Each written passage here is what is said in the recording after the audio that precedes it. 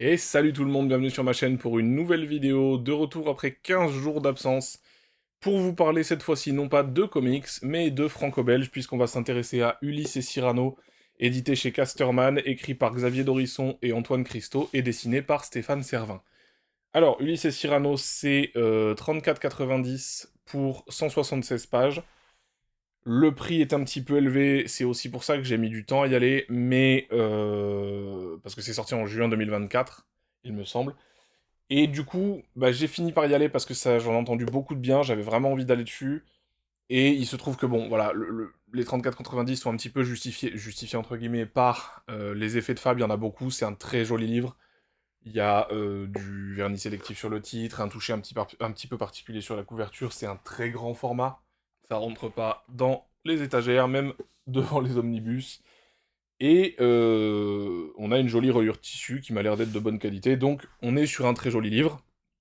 Et le contenu fait que je ne regrette pas une seule seconde d'avoir dépensé ces 34 € parce que bah, j'ai adoré Ulysse et Cyrano, c'est vraiment un immense coup de cœur pour moi. Et je vais vous expliquer un petit peu pourquoi dans cette vidéo, mais d'abord je vais vous faire un petit pitch. Alors, Ulysse et Cyrano, ça se passe en France dans les années 50. On suit un jeune garçon qui s'appelle Ulysse Ducerre, qui est promis à un grand destin puisqu'il doit hériter de l'entreprise familiale, la cimenterie Ducerre, qui est la plus grande cimenterie d'Europe. C'est une famille riche, connue, importante, et il est censé hériter de tout ça. Là, on le retrouve au moment où il doit passer son bac, enfin, il va devoir passer son bac, il est dans les révisions du bac, et son père, ainsi que toute sa famille, lui met une pression de fou, puisque il doit absolument obtenir son bac avec la mention très bien, pour être à la hauteur de l'héritage familial. Évidemment, lui, c'est pas un super moment pour lui, et en plus, il a des problèmes notamment avec les mathématiques, donc il est un petit peu dans une situation compliquée. Sauf qu'il se passe quelque chose, Charles Ducerre, le père d'Ulysse, est accusé d'avoir été collabo pendant la guerre. Donc évidemment, branle-bas de combat, il faut réunir tous les avocats, tout ça, tout ça. Du coup, le père, il envoie Ulysse et sa mère en Bourgogne, un peu pour les écarter le temps de gérer cette histoire avec ses avocats, avec les journalistes, avec tout ça.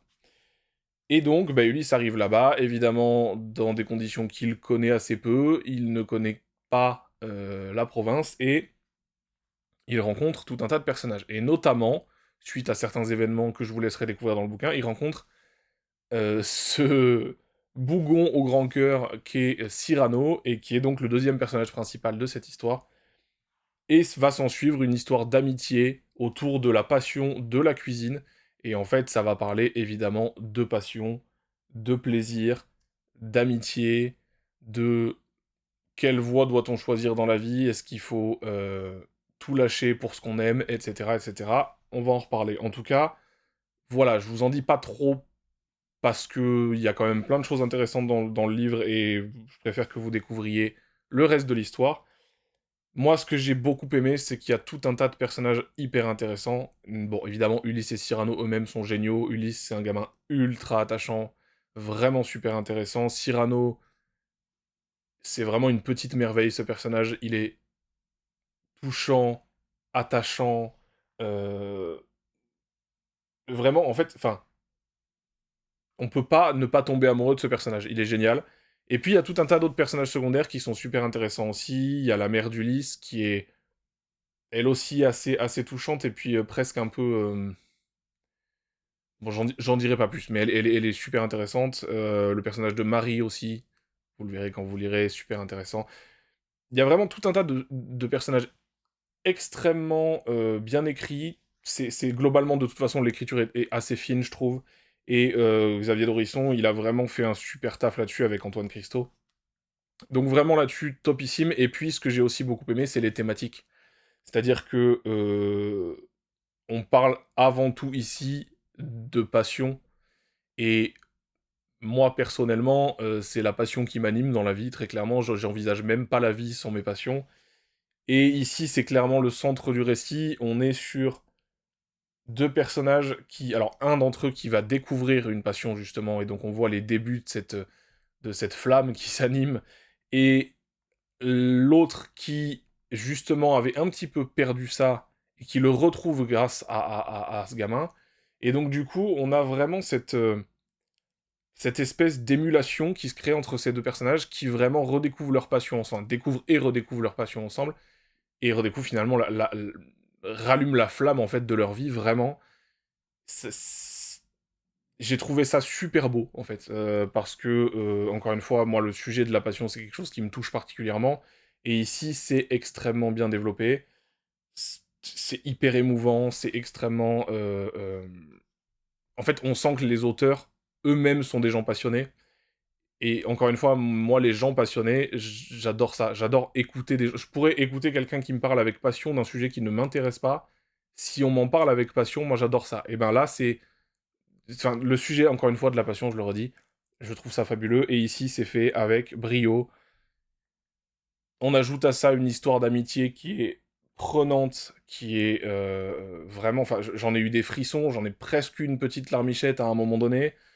C'est vraiment, vraiment fabuleux, c'est une histoire sublime, j'ai adoré les personnages, j'ai adoré la façon dont les thématiques sont traitées, et j'ajoute à ça que, on a une chouette dépiction de la France des années 50, et j'ai trouvé ça super ça aussi, avec évidemment, là aussi, pas mal d'aspects des différentes classes sociales de cette époque-là, et vraiment, je saurais pas quoi vous dire si ce n'est que j'ai eu un coup de cœur absolu, quoi, et vraiment, n'hésitez pas à aller dessus parce que moi je pense que c'est une de mes meilleures lectures récentes, et j'ajoute à ça que c'est probablement une des plus belles histoires d'amitié que j'ai lues récemment, voire même tout court.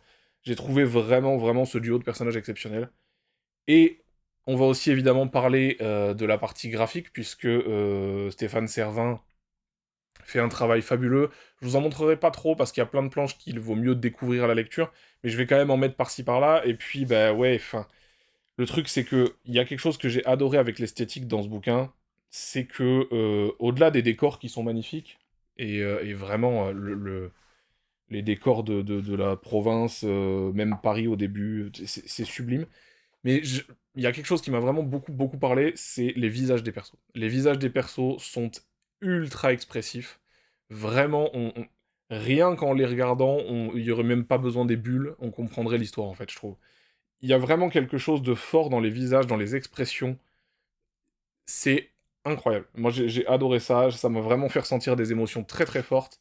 Et que ce soit les dessins ou l'écriture, mais vraiment sur la partie graphique, c'est sublime. Enfin, je vous en mettrai quelques-unes là dans la vidéo, mais je sais pas si vous verrez, mais c'est vraiment vraiment sublime quoi.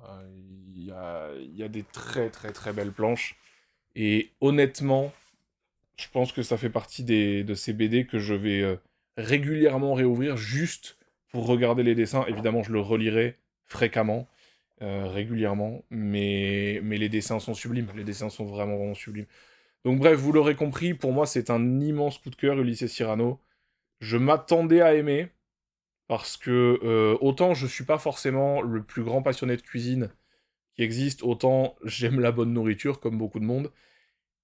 Et ici, ça parle vraiment du côté convivial de la nourriture aussi, et puis de cette passion, quoi. Moi, quand on m'a dit que ça parlait de ça, que j'adore les histoires d'amitié quand elles sont bien faites comme ça. Et ça, plus, encore une fois, la flamme de la passion, est-ce qu'on doit à tout prix prendre le chemin sur lequel notre passion nous conduit, parfois au prix d'autres choses dans notre vie?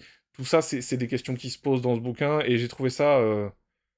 ouais, vraiment sublime, quoi. Vraiment sublime. Je suis désolé, hein, je suis encore une fois dithyrambique, mais là, j'ai vraiment adoré, quoi. Donc, bah ouais, j'ai mis beaucoup de temps à y aller, mais je regrette pas d'y être allé parce que vraiment, c'est incroyable. Voilà. Je sais pas quoi vous dire d'autre. Voilà, bon bah écoutez, encore une vidéo, hein, de fait. Merci de m'avoir suivi aujourd'hui. N'hésitez pas à mettre un petit pouce bleu si ça vous a plu. N'hésitez pas à vous abonner si c'est pas déjà fait. À commenter, je lis et je réponds aux commentaires. Et puis bah, surtout, si vous avez envie d'une belle lecture prenante, touchante, euh, émouvante, et puis surtout qui raconte quelque chose, vraiment, n'hésitez pas à aller sur Illus et Cyrano. Je pense que vous regretterez pas. Voilà, merci à vous de m'avoir suivi aujourd'hui, et puis bah, à la semaine prochaine.